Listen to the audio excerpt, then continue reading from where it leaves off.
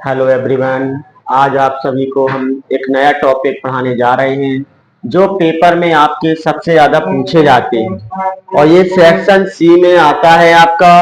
और section C का ये सबसे इम्पोर्टेंट पार्ट होता है जो कि आपके एग्जाम में कम से कम कितने मार्क्स का होता है, 3 से 4 मार्क्स में आपके पूछे जाते हैं। तो अब आपका टॉपिक है क्या, बात हम इस पे करते हैं चर्चा। तो देखिए आपका टॉपिक है आज कंजंक्शन।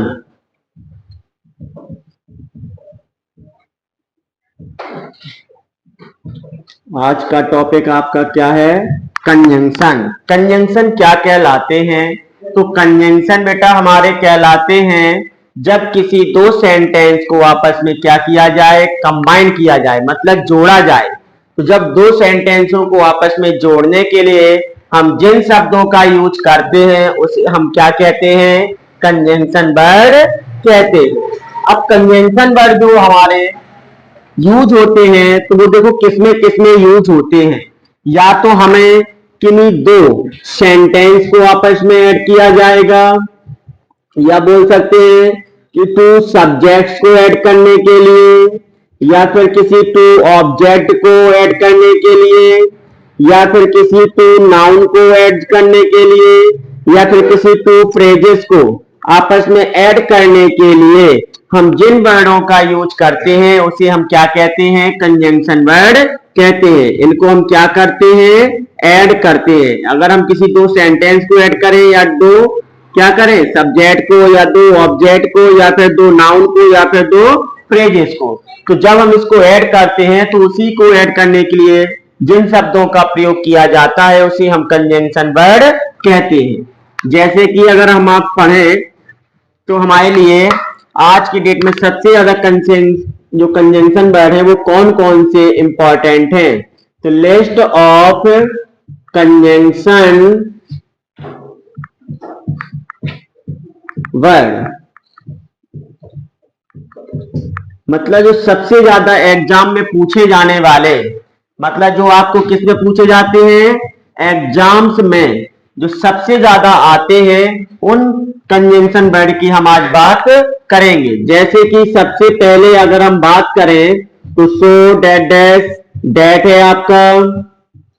सेकेंड है आपका too, that, dash, to. Third है आपका as, soon, as. Fourth number में है आपका no, sooner, that, dash, than. इसके बाद आता है आपका आइदर, डेट, डैश, और। इसके बाद होता है आपका नाइदर, डेट, डैश, नॉर। फिर इसके बाद होता है आपका इफ। इफ के बाद होता है आपका अनलेस। अगर देखे जाए तो ये आपके 8 कंजंक्शन वर्ड ऐसे हैं कि जो सबसे ज्यादा एग्जाम में क्या किए जाते हैं? पूछे जाते हैं। और इन्हीं में से आपको कम से कम एग्जाम में 2 या 3 एग्जाम्पल मिल जाएंगे इन्हीं वर्ड से। जैसे कि सो डैट का हिंदी मीन्स होता है हमारा इतना कि। इसी प्रकार से हमारा टू टू का होता है इतना कि, या फिर कि नहीं। इसी प्रकार एज सून एज का होता है जैसे ही, या फिर ज्यों ही। नो सूनर का होता है अभी नहीं। फिर या फिर इसी का अर्थ होता है तब। आइदर और का होता है या तो, डेट, डैश, या इसका एक अर्थ और होता है अथवा। फिर नाइदर नॉर का मतलब होता है ना तो, डेट, डैश, और ना ही। फिर इसी प्रकार होता है आपका इफ। इफ का होता है यदि, और अनलेस का मतलब होता है यदि नहीं, या फिर कभी नहीं, ये 8 यूजेस ऐसे हैं जो पेपर में आपके क्या होते हैं, 99% पूछे जाते हैं। ये 8 यूजेस कैसे होते हैं एग्जाम में आपके, इनमें से कोई 3, कितने, एनी 3 यूजेस आपके क्या होंगे, 99% एग्जाम्स में आते हैं, जो कि आपके इजी भी है। थोड़ी सी बस इसमें क्या होता है, अपने मन को कंसंट्रेट करना है, मतलब थोड़ा ध्यान केंद्रित करके अगर आप इसको देखेंगे और समझेंगे तो ये बहुत ही इजी होते हैं। इनमें कोई भी ज्यादा क्या नहीं है, कठिनाई नहीं है। वैसे होते तो भी और भी है इसके अलावा भी, जैसे इसके बाद है आपका बट, बिकॉज,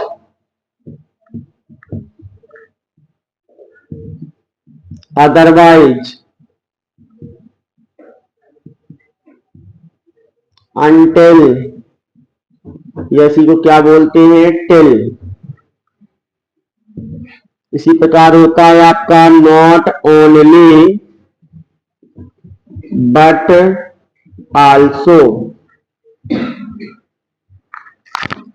अगर हम देखें तो बट का मतलब होता है हमारा लेकिन, बिकॉज का मतलब होता है क्योंकि, अदरवाइज का मीन्स होता है अन्यथा, अनटिल का मतलब होता है जब तक, नॉट ओनली का मतलब होता है ना केवल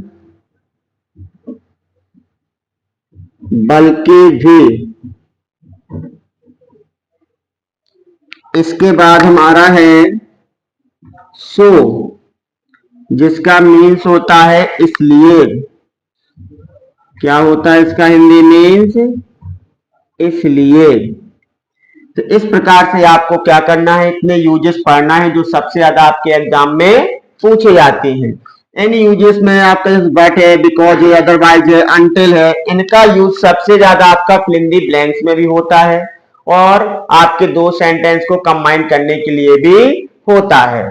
तो आपके ये यूजेस क्या है, वेरी इंपॉर्टेंट हैं, जो क्लास 8 से लेकर के 10th तक और 11th-12th में भी ये पूछे जाते हैं। आगे देखते हैं।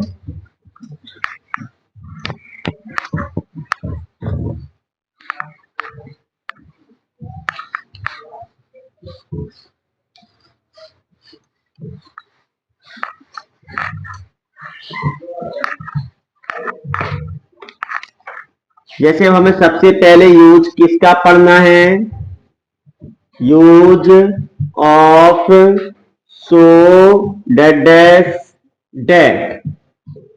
किसका यूज पढ़ना, हमें सो डैट का यूज पढ़ना है। तो सो डैट का यूज पढ़ने के लिए हमें क्या मालूम होने चाहिए, सबसे पहले रूल्स मालूम होने चाहिए। क्या मालूम होने चाहिए, रूल्स। तो देखो बेटा इसका रूल्स क्या होता है, सबसे पहली बात तो ये है, हम जानते हैं कि सर्वप्रथम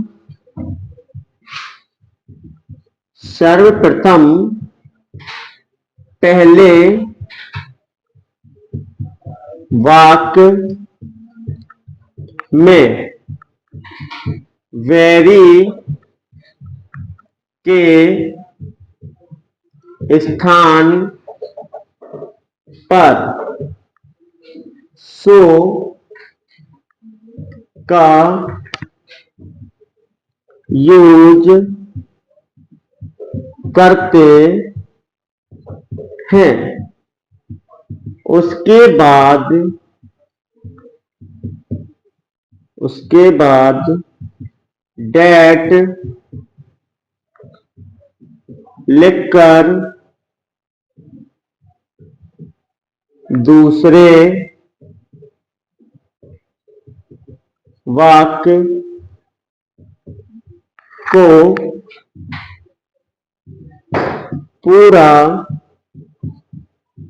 लिख देते हैं। इतनी बात होती है बेटा इसमें कि अगर हमारा जब पहला सेंटेंस आए और अगर हमारे फर्स्ट सेंटेंस में कहीं भी अगर हमें वेरी शब्द मिलता है तो उस वेरी के स्थान पे हमें किसका यूज करना है, सो का यूज करना है। और उसके बाद हम क्या करते हैं, डेट लिख करके दूसरे वाले वाक्य को पूरा लिख देते हैं। जैसे कि अगर हम बात करें फॉर एग्जाम्पल में, तो हमने लिखा कि Raju is very weak. Second sentence लिखा हमने ही कैन नॉट रन फास्ट। बगल में लिखकर आएगा कंबाइन यूजिंग सो डेट। मतलब हमें किसका यूज करना है, सो डेट का यूज करना है। अगर हम गौर से देखें तो फर्स्ट सेंटेंस में क्या लिखा है, राजू। राजू हमारा क्या है, सब्जेक्ट। तो इसके बाद क्या लिखा, एज हमारी क्या है, हेल्पिंग वर्ब। फिर ये बीक हमारा क्या है, एडजेक्टिव वर्ड। क्या है हमारा, एडजेक्टिव वर्ड है। तो अगर हम देखें तो यहाँ पे हमारा क्या मिल रहा है, वेरी। तो हम जानते हैं कि अगर हमें कहीं भी वेरी शब्द मिलता है तो इस वेरी के स्थान पे हमें किसका यूज करना है, सो का। तो क्या लिखेंगे, राजू इज सो बिग। फिर हमने बताया था कि डेट लिखकर हमें क्या करना है, सेकेंड सेंटेंस को पूरा लिख देना है। तो लिखा that he can not run fast. तो इस तरीके से हमारा क्या होगा, सो डेट का सेंटेंस कंप्लीट होगा। दिमाग में क्या रखना है कि अगर कहीं भी हमें वेरी शब्द मिल जाए तो हम उस वेरी के स्थान पे किसका यूज करते हैं, सो का। लेकिन कभी कभी कुछ एग्जाम्पल ऐसे भी आ जाते हैं कि उसमें हमारा वेरी शब्द नहीं दिया जाए, तब हम क्या करेंगे, कहां करेंगे सो का यूज। तब हमें यह ध्यान देना है कि हेल्पिंग वर्ब के बाद और एडजेक्टिव के पहले, एडजेक्टिव वर्ड के पहले हम किसका यूज कर देते हैं, सो का यूज कर देते हैं। और इसके बाद डेट लिखकर हम दूसरे सेंटेंस को पूरा लिख देते हैं। अगर आपका जैसे एग्जाम्पल हमने लिखा कि टी इज हॉट, फिर लिखा children can not drink it.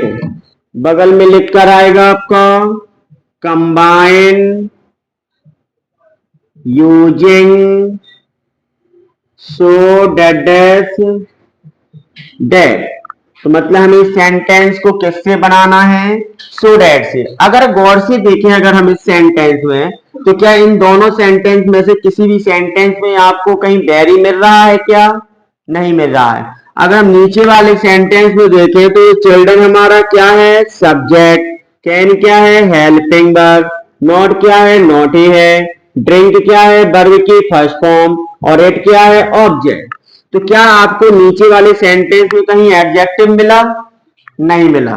तो ऊपर वाले में देखें, टी क्या है, सब्जेक्ट। इज क्या है, हेल्पिंग वर्ब। लेकिन ये हॉट शब्द अगर हम देखें तो ये हमारा कौन सा शब्द है, ये हमारा एडजेक्टिव वर्ड है। जबकि दिया किसके स्थान पर है, ये ऑब्जेक्ट के स्थान पर दिया गया है।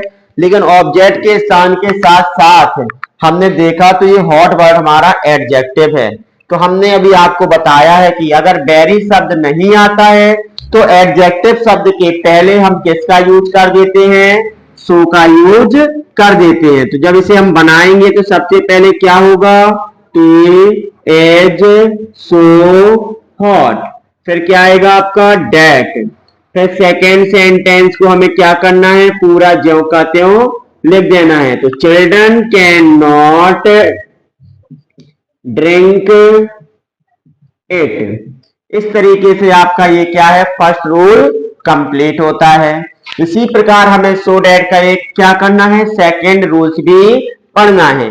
अब लेकिन जो सेकेंड रूल्स है उसमें थोड़ा सा दिमाग हमें क्या करना पड़ेगा, और अधिक लगाना पड़ेगा, तब जाकर के हम क्या कर पाएंगे, उन सेंटेंस को सही रूप से कन्वर्ट कर पाएंगे। जैसे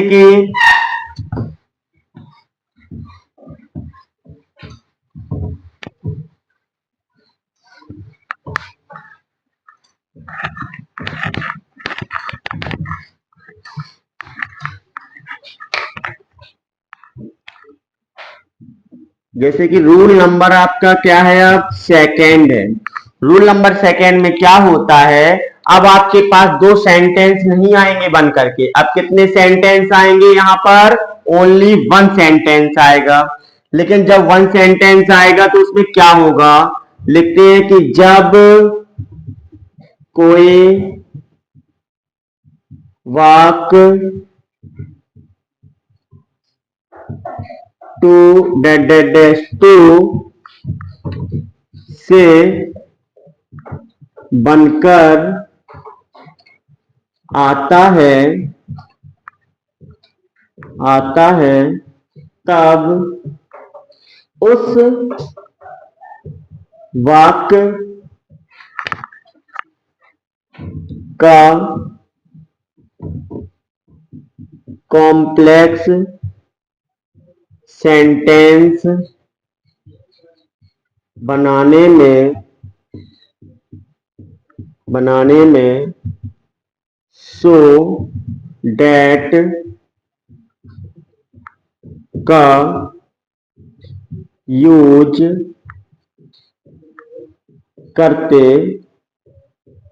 हैं। जैसे कि बात करें कि अगर कहीं भी हमारा T आता है तो उसके स्थान पर हम किसका यूज करेंगे, सो का यूज करेंगे।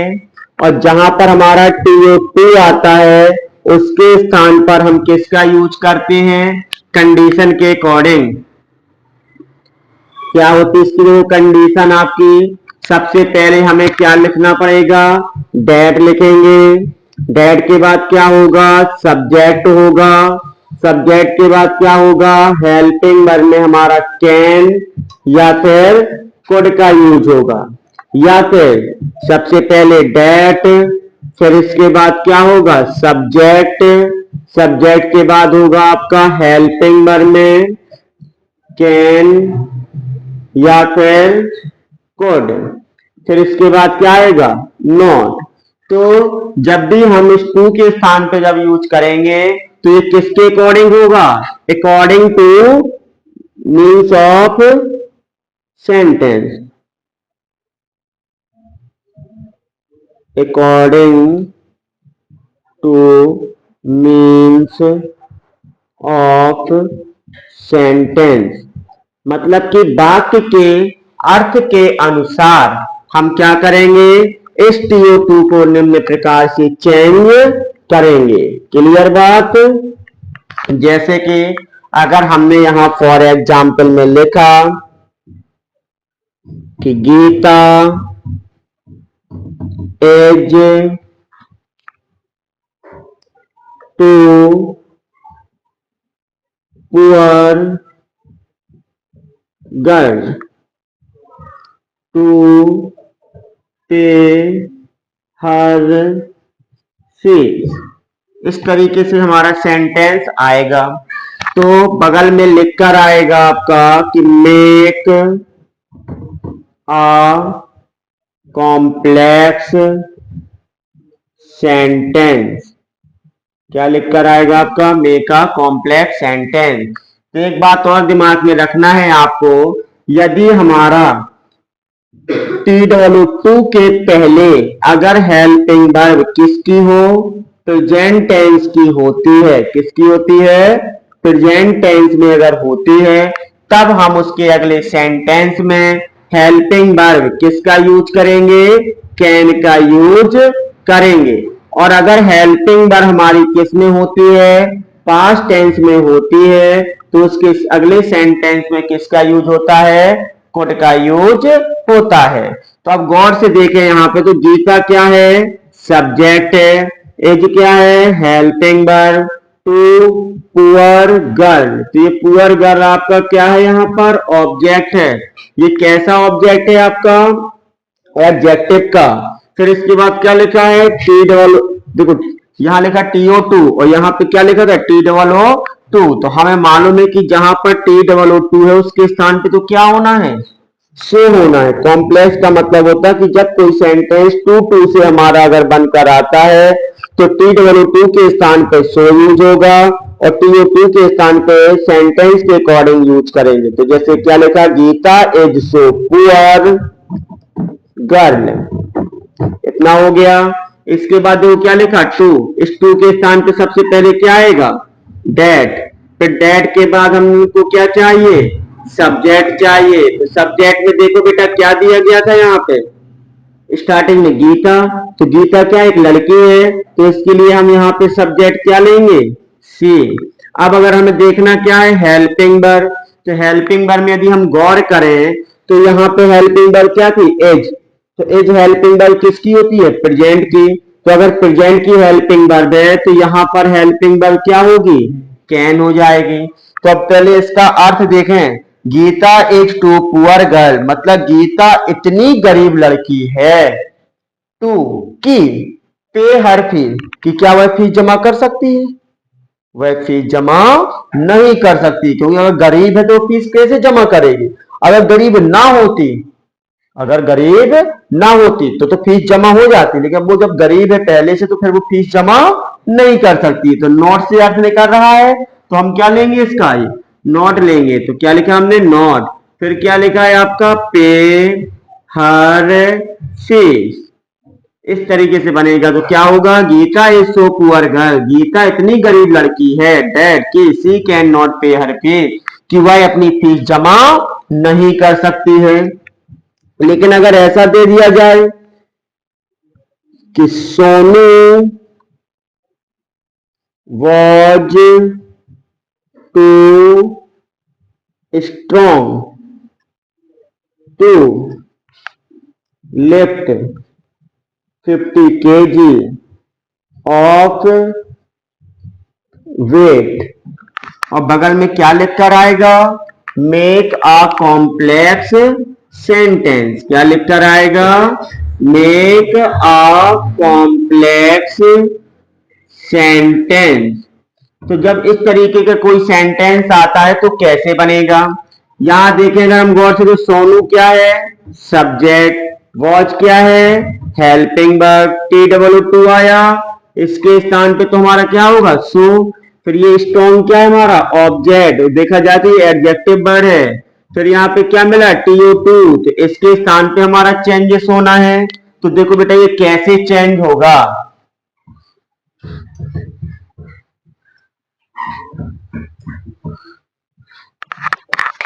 सबसे पहले हमें देखो क्या करना है, सोनू का हमें क्या लिखना है, यहां पर सोनू लिखेंगे। सोनू के बाद क्या लिखा है, हेल्पिंग वर्ब में वॉज लिखा है। फिर यहाँ पे TOO2 है तो इसके स्थान पे क्या होगा, सो यूज होगा। फिर क्या लिखा है, स्ट्रॉन्ग, तो हमने यहाँ पे क्या लिख दिया, स्ट्रॉन्ग लिख दिया। फिर स्ट्रॉन्ग के बाद क्या लिखा है, TO2, तो इसके स्थान पे तो क्या आएगा, पहले डेट आएगा। डेट के बाद हमें क्या चाहिए, सब्जेक्ट। तो सब्जेक्ट में अगर हम गौर करें तो क्या दिया गया इसमें, सोनू। सोनू एक लड़के का नाम है तो ये किस में बदल जाएगा, ही में बदल जाएगा। फिर क्या चाहिए हमें, हेल्पिंग वर्ब चाहिए। तो हेल्पिंग वर्ब यहाँ पे क्या है, वॉज दी गई है। तो वॉज हेल्पिंग वर्ब किसकी होती है, पास्ट की होती है। तो जब अगर हेल्पिंग वर्ब पास्ट की दी जाए तो यहाँ पे हेल्पिंग वर्ब में क्या होगा, कोड हो जाएगा। किसका यूज होगा, कोड का। फिर क्या चाहिए हमें आगे, नॉट चाहिए कि नहीं चाहिए, इसके लिए हमें क्या देखना पड़ेगा, अर्थ। तो सोनू वॉज टू स्ट्रॉन्ग, मतलब सोनू इतना ताकतवर है, सोनू इतना ताकतवर है कि to lift 50 kg of weight, अगर वो ताकतवर है तो क्या कर सकता है, वह वजन को उठा सकता है कि नहीं उठा सकता है, उठा सकता है। तो मतलब ये कैसा है, पॉजिटिव है, तो इसमें नॉट इन्वॉल्व होगा, नहीं होगा। तो फिर हम क्या लिखेंगे आगे से, लिफ्ट 50 kg ऑफ वेट। तो क्या बन गया आपका, कि सोनू इतना ताकतवर है कि वह 50 किलो का वजन उठा सकता है। क्लियर। ये था आपका सो डैट का यूज। अब इसके बाद हमें नेक्स्ट कौन सा पढ़ना है, टू का यूज पढ़ना है।